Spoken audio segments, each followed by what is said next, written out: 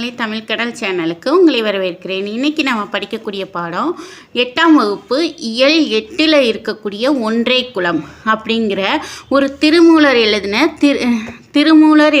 திருமந்திர பாடலை நம்ம படிக்கலாம். திருமூலர் திருமந்திரம்ங்கிற நூலில் எழுதியிருக்கிறாரு. அதில் இருக்கக்கூடிய ஒரு 2 பாடல்களை நம்ம இப்போ படிக்க போகிறோம். சரி, முதல்ல இவங்க என்ன சொல்லியிருக்கிறாங்கன்னா, மனிதர்களிடையே பிறப்பால் உயர்வு தாழ்வு பாராட்டுவது தவறானது.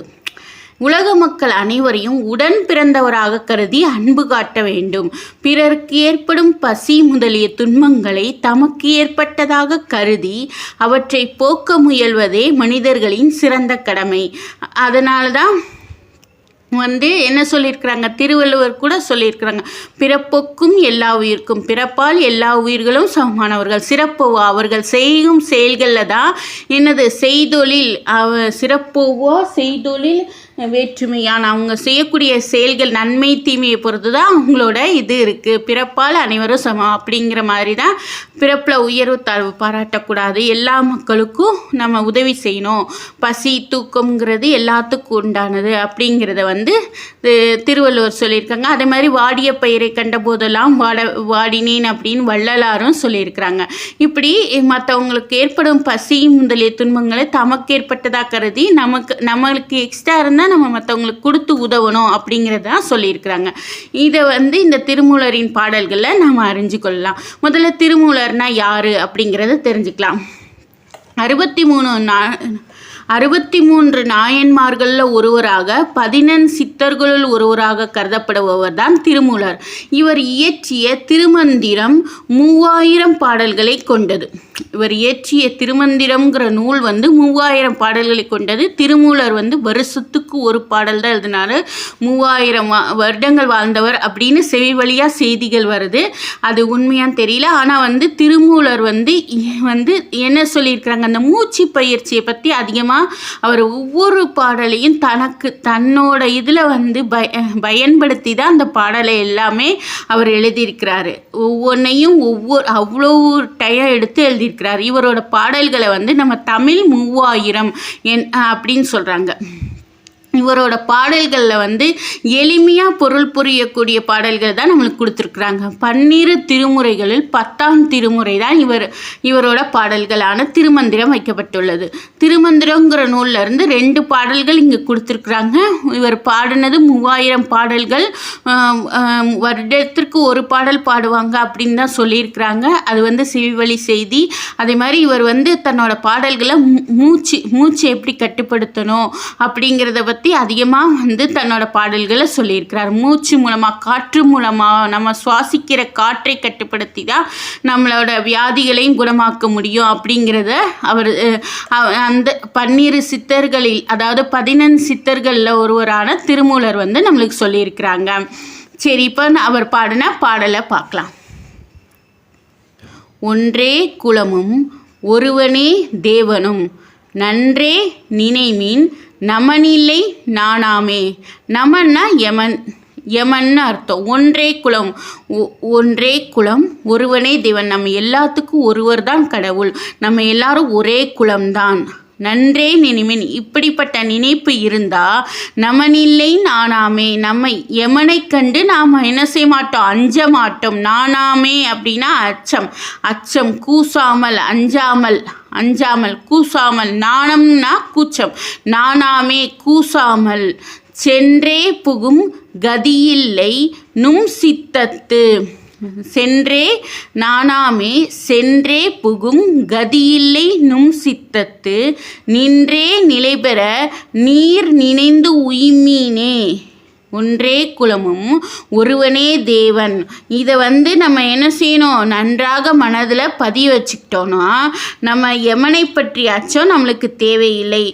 அதாவது நானாமே சென்றே புகும் கதி, அதாவது கூசாமல் இந்த வழியில் நீங்கள் போகணும். ஒன்றே குலம் ஒருவனே தேவன் அப்படிங்கிறத நீங்கள் அதை நினச்சி நீங்கள் என்ன செய்ய தேவையில்லை, நாணமடைய தேவையில்லை. கூசாமல் சென்றே புகும் கதி இல்லை நும் சித்தத்து. நம்ம சிந்தையில் உள்ளத்தில், சித்தம்னா உள்ளம், உள்ளத்தில் நிலை பெற வேண்டிய நல்வழி இதை தவிர வேறு ஒன்றும் இல்லை. சென்றே புகும் கதி, கதினா கதி இல்லை நும் சித்தத்து, வேறு கதி அதாவது வேறு வழி இல்லை, இதுதான் நம்ம உள்ளத்தில் நிலை பெற செய்யணும்.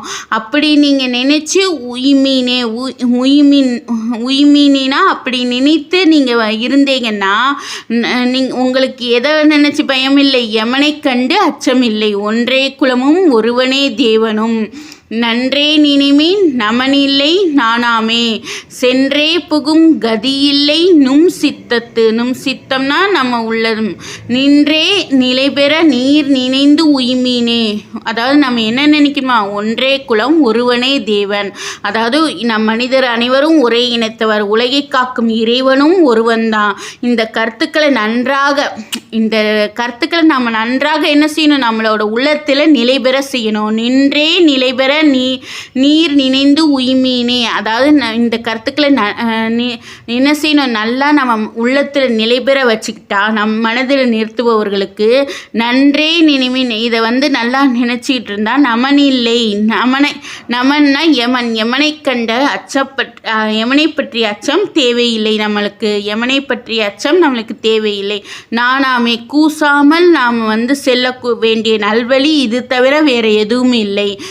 நானாமே சென்றே புகும் கதி இல்லை நும் சித்தத்து, கூசாமல் சென்றே புகும் கதி, அதாவது நானாமல் செல்ல வேண்டிய வழி இதுதான், வேறு வழி நமக்கு இல்லை அப்படின்னு சொல்கிறாங்க. ஒன்றே குலமும் ஒருவனே தேவனும், நன்றே நினைமின் நமனில்லை நானாமே, சென்றே புகும் கதியில்லை நும் சித்தத்து, நின்றே நிலை பெற நீர் நினைந்து உய்மீனே.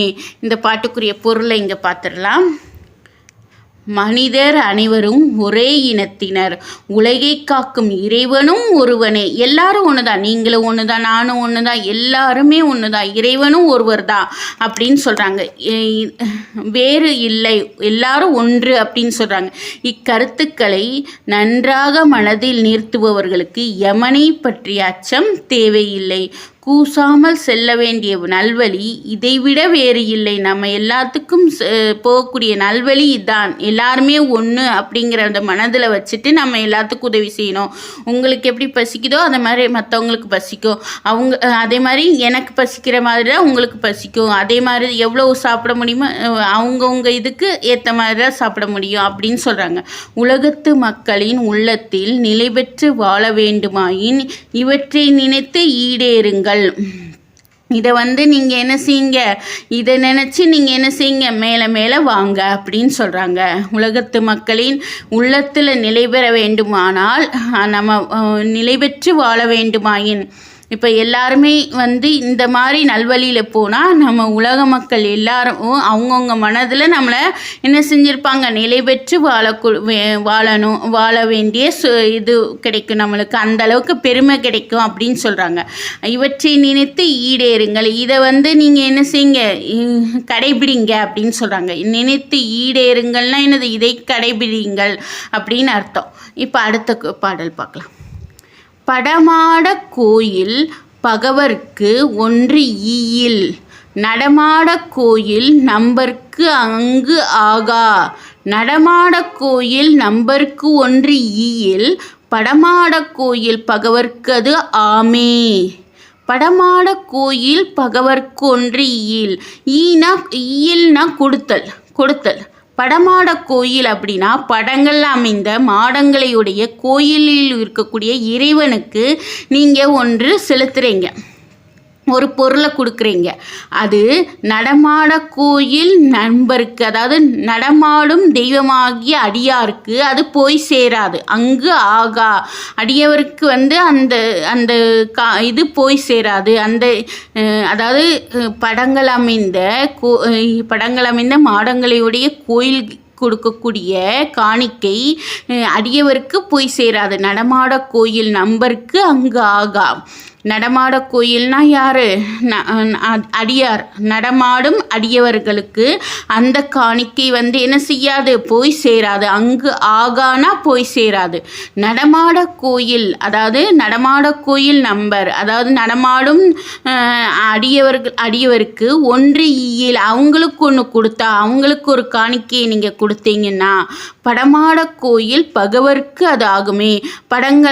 படங்களால் அமைந்த மாடங்களுடைய கோயிலில் இருக்கக்கூடிய இறைவனுக்கு அது போய் சேரும். இறைவனுக்கு வந்து நம்ம கொடுக்கக்கூடிய காணிக்கை அடியவருக்கு போய் சேராது. ஆனால் அடியவர்களுக்கு கொடுக்கக்கூடிய காணிக்கை வந்து இறைவனுக்கு போய் சேரும் அப்படின்னு சொல்ல வராங்க திருமூலர். பாருங்க, படமாட கோயில் பகவர்க்கு ஒன்று ஈயில், நடமாட கோயில் நம்பருக்கு அங்கு ஆகா. நடமாட கோயில் நம்பருக்கு ஒன்று ஈயில், படமாட கோயில் பகவர்க்கு அது ஆமே அப்படின்னு சொல்லியிருக்கிறாங்க. இப்போ பாருங்கள், சொல்லும் பொருளும் பார்த்துடலாம். நமன் அப்படின்னா யார்? யமன். சித்தம் அப்படின்னா உள்ளம். நானாமே கூசாமல். உய்மீன் அப்படின்னா ஈடேறுங்கள், நிறைவேற்றுங்கள் அப்படின்னு அர்த்தம். நம்பர் அடியார். ஈயில் அப்படின்னா வழங்கினால், கொடுத்தல். படமாட கோயில், படங்கள் அமைந்த மாடங்களை உடைய கோயில் அப்படின்னு அர்த்தம். இதில் இருக்கக்கூடிய சொல்லும் பொருளும். அடுத்து இந்த பாடலுக்குரிய பொருளை பார்த்துடலாம். படங்கள் அமைந்த மாடங்களை உடைய கோயிலில் வீற்றிருக்கும் இறைவனுக்கு ஒரு பொருளை காணிக்கையாக செலுத்தினால் அது நடமாடும் கோயிலாகிய உடம்பை உடைய அடியாருக்கு சேராது. அடியார்களாகிய மக்களுக்கு கொடுப்பது கோயிலில் இருக்கும் இறைவனுக்கும் சேரும். அது அப்போ இறைவனுக்கு கொடுக்கக்கூடிய காணிக்கை மக்களுக்கு சேராது, ஆனால் மக்களுக்கு கொடுக்கக்கூடிய காணிக்கை இறைவனுக்கும் போய் சேரும் அப்படின்னு சொல்கிறாங்க. இதனால் 2 பேருக்கும் கொடுத்த மாதிரி ஆகும்னு சொல்ல வராங்க, வேற ஒன்றும் இல்லை. இந்த பாடல் நம்மளுக்கு என்ன புரியுது? நம்ம வந்து செலுத்தோம்னா இந்த மாதிரி அடியவர்களுக்கு காணிக்கை செலுத்தும் போது அது இறைவனுக்கும் செலுத்தக்கூடியதாக இருக்கும். அப்போ இல்லாத மக்களுக்கு நமக்கு கொடுத்து வழங்கும் போது அது இறைவனுக்கே கொடுத்த மாதிரி இருக்கும் அப்படின்னு சொல்ல வராங்க. பாருங்கள், இதில் இருக்கக்கூடிய மதிப்பீடு பார்க்கலாம். அறநெறியில் வாழ்பவர்கள் உயிரை கவர வரும் டேஸை கண்டு அஞ்ச மாட்டார்கள். நமன்னா யமன். ஒன்றே டேஸ் என்று கருதி வாழ்வதே மனித பண்பு குலம். நமனில்லை என்னும் சொல்லை பிரித்து எழுத கிடைப்பது என்னது? நமன் கூட்டல் இல்லை. நம்பர்க்கு கூட்டல் அங்கு என்பதனை சேர்த்தெழுத கிடைக்கும் சொல் என்னது? நம்பர்க்கு அங்கு. யாருக்கு யமனை பற்றி அச்சம் இல்லை? இந்த இருக்கு பாருங்க. மனிதர் அனைவரும் ஒரே இனத்தினர், உலகை காக்கும் இறைவனும் ஒருவனே. இக்கருத்துக்களை நன்றாக மனதில் நிறுத்துபவர்களுக்கு யமனை பற்றிய அச்சம் தேவை இல்லை. இதுதான் என்னது? ஃபர்ஸ்ட் கொஸ்டினுக்குரிய ஆன்சர். ஓகேவா? அடுத்து பாருங்கள், செகண்ட் கொஸ்டின். மக்களின் உள்ளத்தில் நிலை பெற்று வாழ விரும்புபவர் செய்ய வேண்டியது யாது? இந்த ஃபஸ்ட் கொஸ்டின் ஆன்சர் ஃபுல்லாக படிச்சுட்டு இதிலிருந்தே குறித்து கூசாமல் செல்ல வேண்டிய நல்வழி இதைவிட வேறு இல்லை. உலகத்து மக்கள் உள்ளத்தில் நிலை பெற்று வாழ வேண்டுமாயின் இவற்றை நினைத்து ஈடேறுங்கள் அப்படின்னு சொல்லியிருக்காங்க. இந்த பேராகிராஃப் ஃபுல்லாகவே செகண்ட் கொஸ்டின். அடுத்து மக்களுக்கு செய்ய வேண்டிய தொண்டு குறித்து திருமூலர் கூறுவது அது இந்த செகண்ட் பேராகிராஃப் இருக்குது பார்த்தீங்களா? அதை பூரா என்ன செஞ்சிடணும்? தேர்டு கொஸ்டினுக்கு படிச்சிடணும். இந்த பாட்டை புரிஞ்சுக்கிட்டா உங்களுக்கு இந்த கொஸ்டின் ஆன்சர் உங்களுக்கு ஈஸியாக போயிடும்.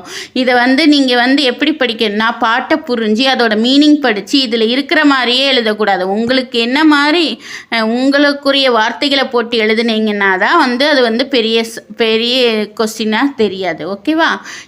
ஒரு தடவை நம்ம வந்து இந்த பாட்டை படிச்சிடலாம். இதில் இருக்கக்கூடியது மனப்பாட செயல். ஒன்றே குலமும் ஒருவனே தேவனும், நன்றே நினைமீன் நமனில்லை நானாமே, சென்றே புகும் கதி இல்லை நும் சித்தத்து நின்றே நிலை பெற நீர் நினைந்து உயிமீனே. இப்போ இந்த பாடத்தில் ஏதாவது டவுட்ஸ் இருந்தால் நம்மளுக்கு கமெண்ட் பண்ணுங்கள். நம்ம சேனலை சப்ஸ்கிரைப் பண்ணாதவங்க பண்ணிக்கோங்க. பக்கத்தில் இருக்கிற பெல் ஐக்கானையும் கிளிக் பண்ணிக்கோங்க. ஏன்னா வந்து அப்போ தான் வீடியோஸ் போட உங்களுக்கு இதாகும். அதே மாதிரி உங்கள் ஃப்ரெண்ட்ஸுக்கு ஷேர் பண்ணி விடுங்க. நன்றி, வணக்கம்.